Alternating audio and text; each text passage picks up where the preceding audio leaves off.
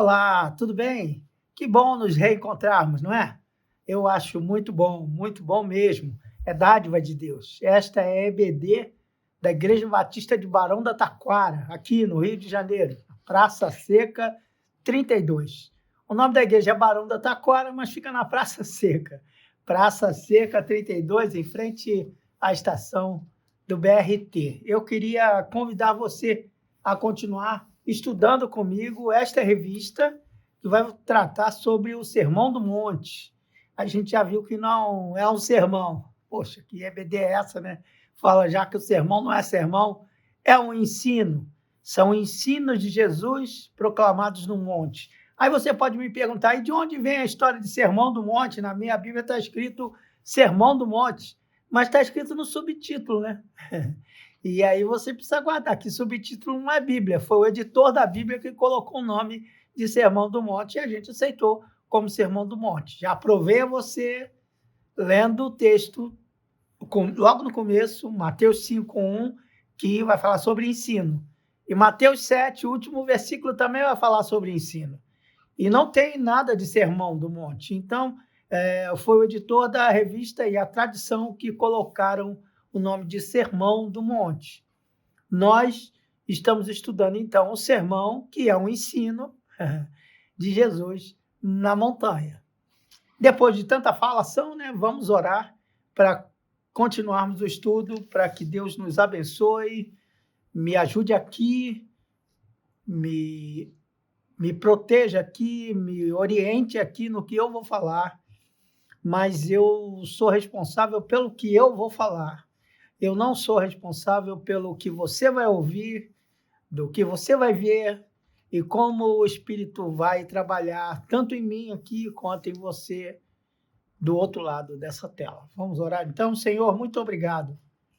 Muito obrigado pela tua palavra. Nós te louvamos por isso.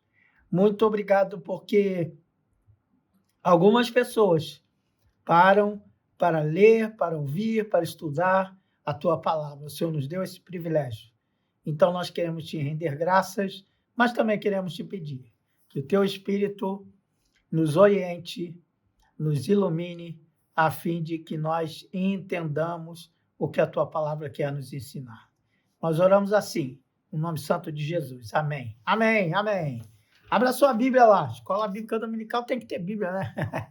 Escola Bíblica Dominical tem que ter Bíblia. Mateus, capítulo 6, versículos 25 a 30. Nós vamos pegar essa perícope e dividir em dois pedaços. Bem, por que eu falei essa palavra esquisita? Perícope.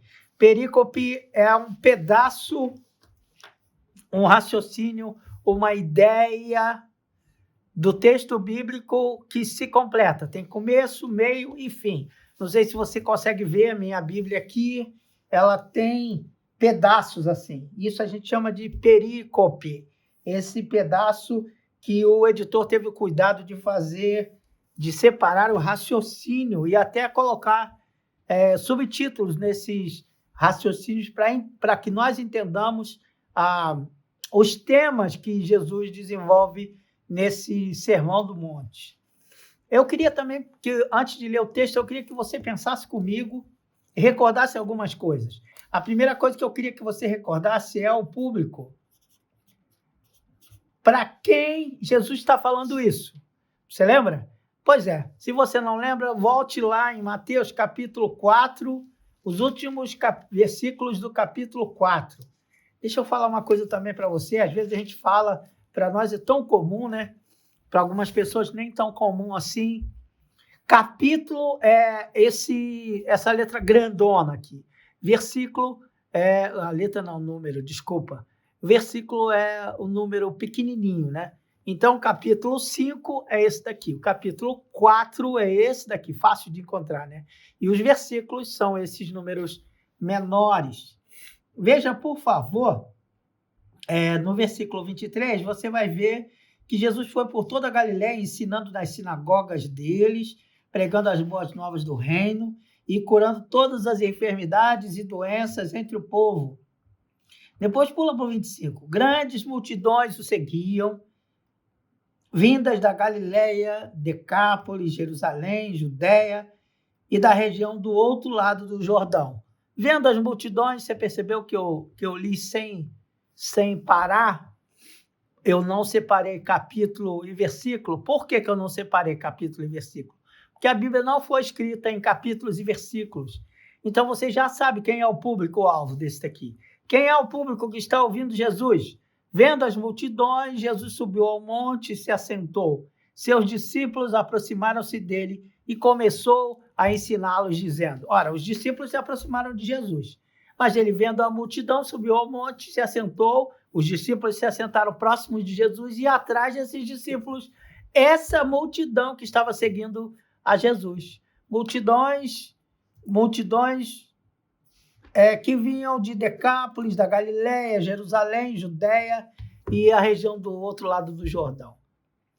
Essas pessoas, eu queria que você pensasse nisso, estavam seguindo a Jesus. Essas pessoas estavam seguindo o Mestre, estavam andando atrás do Mestre. E os seguidores de Jesus ouviram os ensinos de Jesus. Os seguidores de Jesus ouviram os ensinos de Jesus. Então, o público-alvo são os... Epa, que é isso? Seguidores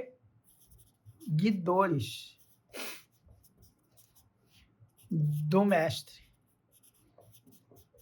Então, os ensinos aqui, os ensinos que aparecem aqui no chamado Sermão do Monte, são os ensinos dirigidos aos seguidores do Mestre. E aí vale uma pergunta: você segue a Jesus? Se você está vendo essa transmissão da Escola Bíblica Dominical, provavelmente você está curioso para conhecer Jesus, né? E a gente, Escola Bíblica Dominical, a gente quer conhecer a Jesus. Agora, a gente pode querer conhecer Jesus sem ser seu seguidor. E eu quero desafiar você a ser parte desse público, a ser seguidor de Jesus.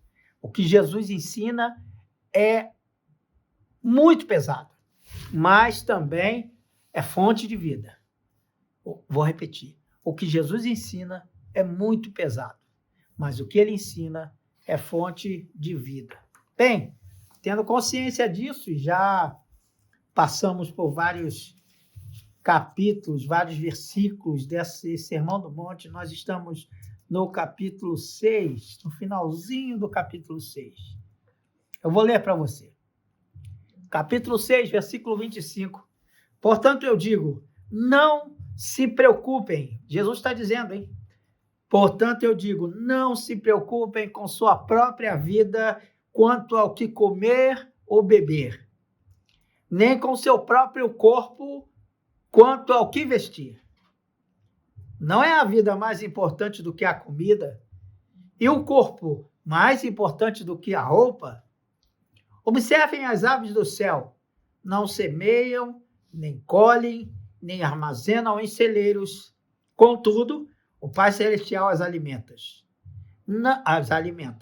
Não tem vocês, por mais que se preocupem, ou melhor, não tem vocês muito mais valor do que elas? Quem de vocês, por mais que se preocupe, agora sim, pode acrescentar uma hora que seja a sua vida? Por que vocês se preocupam com roupas? Vejam como crescem os lírios do campo. Eles não trabalham, nem tecem.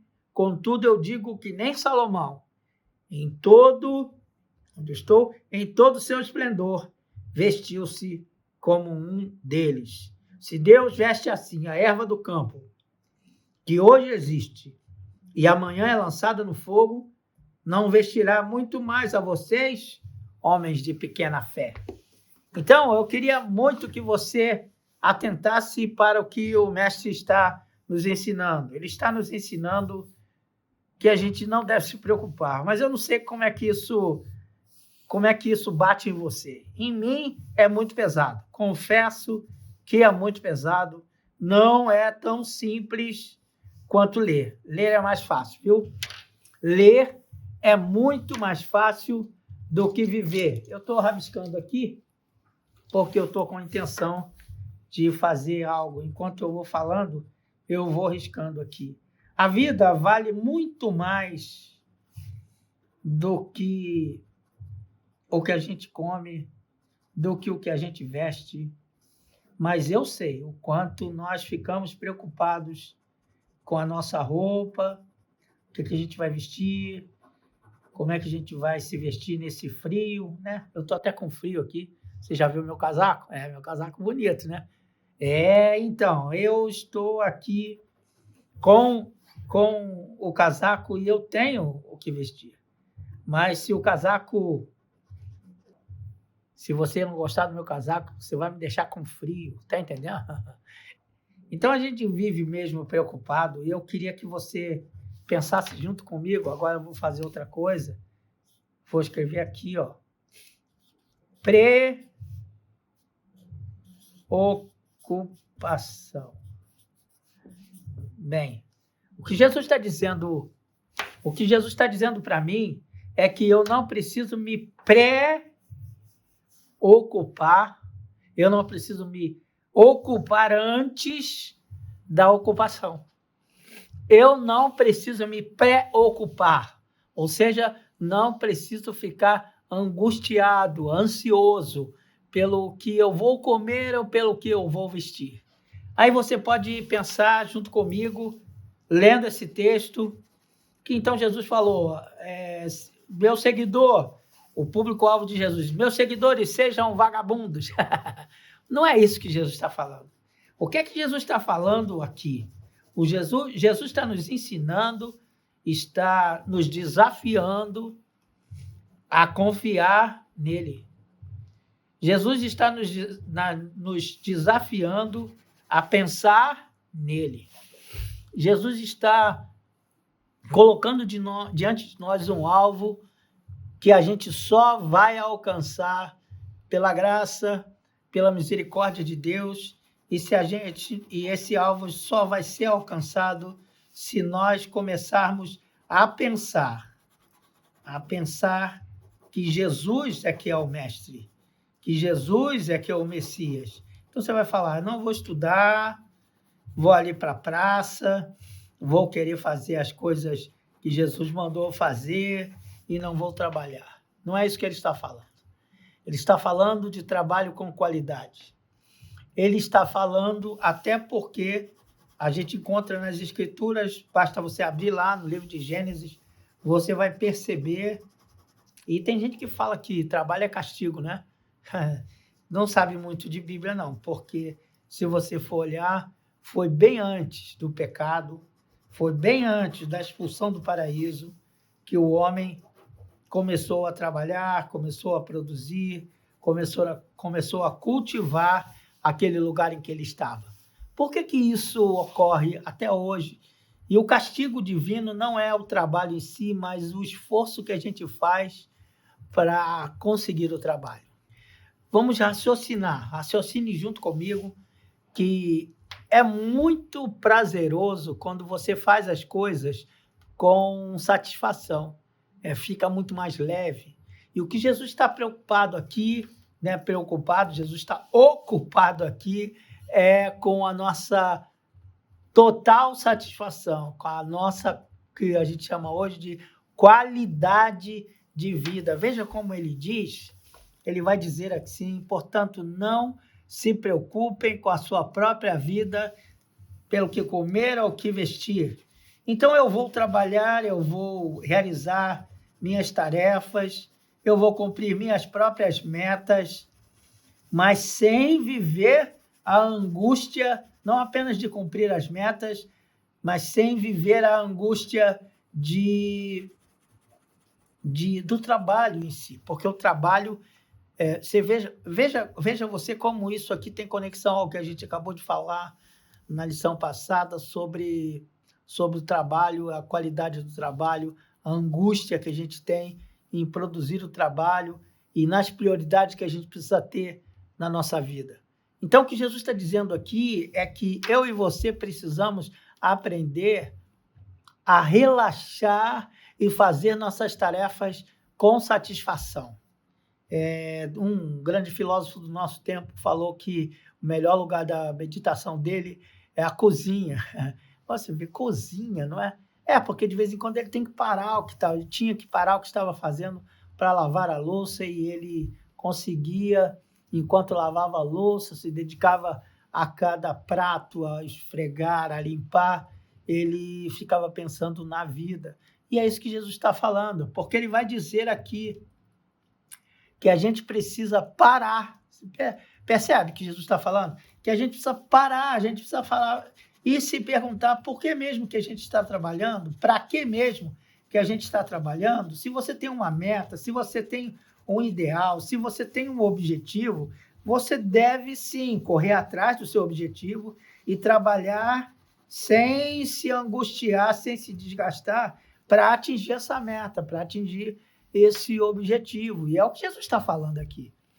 Porque ele está dizendo assim: observe as aves do céu.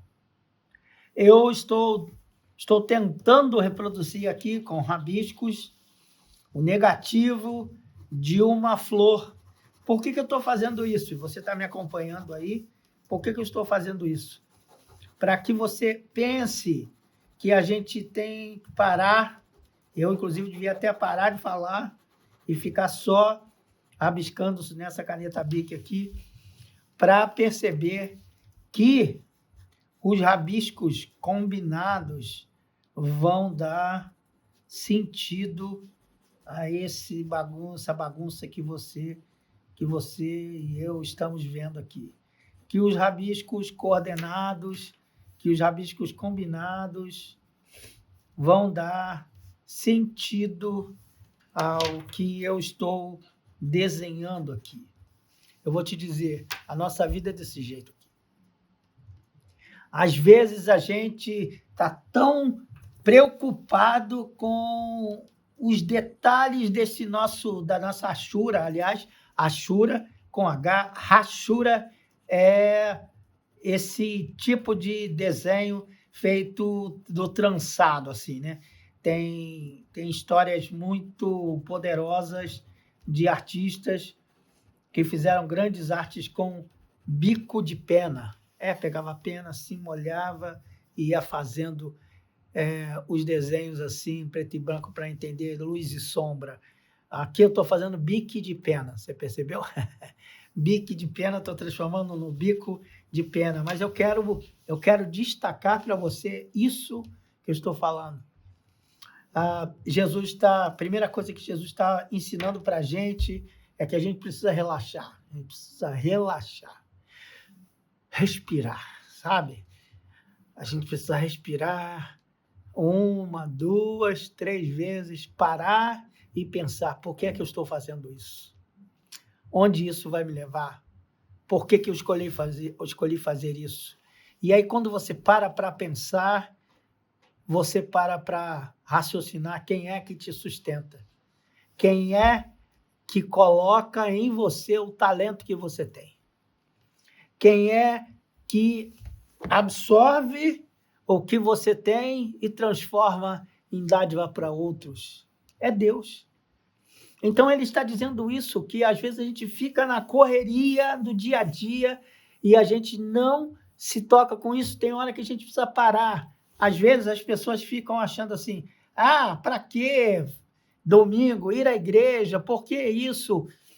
Por que tem que ser desse jeito? Ele é porque Deus acha que nós, e ele sabe o que está dizendo, que nós precisamos parar.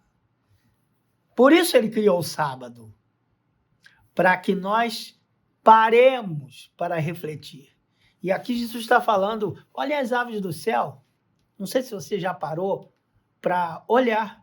E a gente só faz isso quando está viajando, né? Quando está de férias. Às vezes, né? Porque às vezes nem dá tempo disso.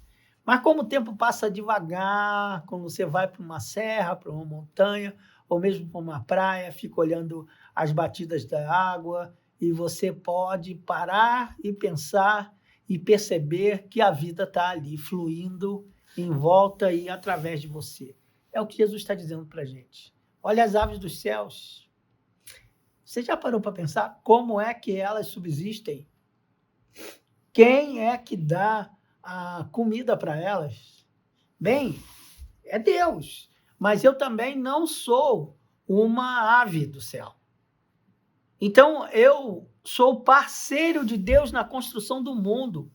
Então, tem uma conexão entre eu e Deus para embelezarmos o mundo, para fazermos o mundo melhor.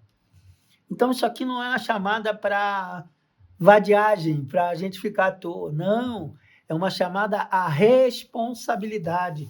Se eu sou responsável, eu respondo.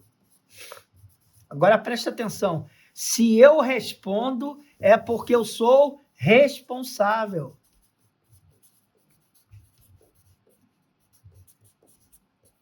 Olha, se eu sou responsável, eu respondo pelas minhas escolhas. Eu sou responsável, eu também tenho escolhas. O que Jesus está dizendo? O que Jesus está me ensinando aqui? Que eu sou responsável pelas minhas escolhas e eu respondo a essas escolhas com vida, com a vida, com o tipo de vida que eu escolhi para viver. A vida com Jesus é uma vida completa, uma vida íntegra, é uma vida consciente. Aqui no texto bíblico, ou melhor, vou pegar o texto, aqui no texto bíblico, não há espaço para que percamos a razão. A gente tem emoção, sim, mas a razão está nos acompanhando, cabeça e coração. Porque Jesus vai dizer assim, por que vocês se preocupam com roupas? Tem gente que fica vivendo angustiado, e é claro, nós somos pobres, nós temos poucos recursos, a gente fica sempre pensando no dia de amanhã, mas eu vou dizer para você, o que Jesus está querendo nos ensinar é que a gente precisa respirar, pensar em quantas bênçãos Deus tem dado a cada um de nós. E como Ele tem cuidado de nós através das circunstâncias e também através das pessoas. Eu não sei como essas palavras chegam a você, mas eu me leio isso e me lembro do salmista quando ele diz: ainda que eu passe pelo vale da sombra da morte, eu não temo. Por quê? Porque eu tenho em quem confiar. Eu tenho um Deus em quem eu confio. É por isso que Jesus vai dizer estas palavras depois da oração. Você está ligado nisso? Está percebendo isso? Porque depois que eu oro, depois que eu entrego a minha vida ao soberano, ao dono do céu, da terra, do ar, do mar e da minha vida, eu tiro um peso das minhas costas. Porque a gente tem 3 posturas para fazer, para escolher diante do mundo. A primeira, eu posso pensar, vou relaxar, estou ferrado mesmo, deixa quieto, vamos ver onde isso vai dar, cruzo os braços e fico estático. Essa postura é a postura que Jesus não aprova e que está dizendo, deixa que Deus cuide de tudo. Mas tem uma segunda postura, você está entendendo o que eu estou falando? Tem uma segunda postura em que a gente diz que acredita em Deus, diz que confia em Deus, diz que depende de Deus, mas não é verdade. Nós dependemos só de nós mesmos, da força do nosso braço, a gente tem porque trabalhou, a gente pode usufruir o que trabalhou porque ralamos muito para conseguir isso e não percebemos que tudo que conseguimos, também conseguimos, porque Deus providenciou, nos deu recursos, nos deu habilidade, nos deu oportunidade, nos deu sustento e nos trouxe até aqui. Então, a segunda postura é: tudo depende de mim, nada depende de Deus. Também está errado. E é contra essa postura que Jesus está falando. Mas existe uma terceira postura, uma outra alternativa, e é esta a proposta de Jesus aqui no Sermão do Monte. Uma proposta de parceria. Eu faço a minha parte, e confio plenamente de que Deus vai fazer, vai estruturar, vai liberar bênçãos para mim enquanto eu faço. Então, pensa comigo que a proposta de Jesus é a proposta de parceria. Eu e Deus. Eu e Deus vamos construir o mundo.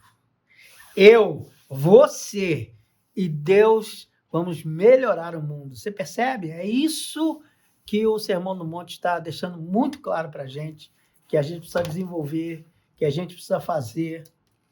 E por que a gente precisa fazer isso? Porque tudo isso aqui, que você viu aqui, o público, nós os seguidores do Mestre, o Mestre é dono do reino. O Mestre é o dono do reino. E o reino se estabelece a partir dos seus súditos, que são responsáveis, são conscientes em suas escolhas, respondem às necessidades daquele ambiente e não, em momento nenhum, se preocupam. O que o seguidor do reino de Deus faz? Se ocupa. Na hora que ele se ocupa, ele transforma a sua ocupação em bênção. Pensa comigo. O meu médico, a minha médica, quando eu vou lá e ela está com bom humor, ela está disposta a atender, a descobrir o que eu tenho, a descobrir o meu diagnóstico, me trata com educação, com leveza, com simpatia, eu vou me sentir acolhido pelo médico. Esse é o trabalho, esse é o papel do médico, mas você e eu sabemos que tem médicos e médicos, não é?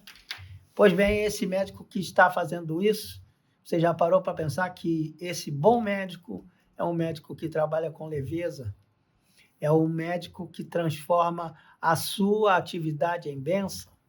Aí você pode me dizer, mas médico ganha bem, né? E eu vou te dizer, tem gari que varre cantando. Você nunca viu isso? Tem gari, tem gente que trabalha com limpeza, que está sempre com bom humor. Ou você nunca viu isso? Que estão sempre brincando e trabalhando ao mesmo tempo, enquanto pegam lixo, aquele mau cheiro todo, e colocam dentro do caminhão do lixo. Ok, eles ganham menos do que o médico. O problema não é quanto você ganha. Se você me perguntou, mas isso é fácil porque ele ganha muito, o seu coração está onde? Lembra-se da lição? Onde está o seu tesouro, ali está o seu coração. Não importa o que você faz. O que você faz põe ordem no mundo. O que você faz dignifica a profissão que você tem. O que você faz pode ser feito, pode ser transformado em bênção para os outros, direta ou indiretamente.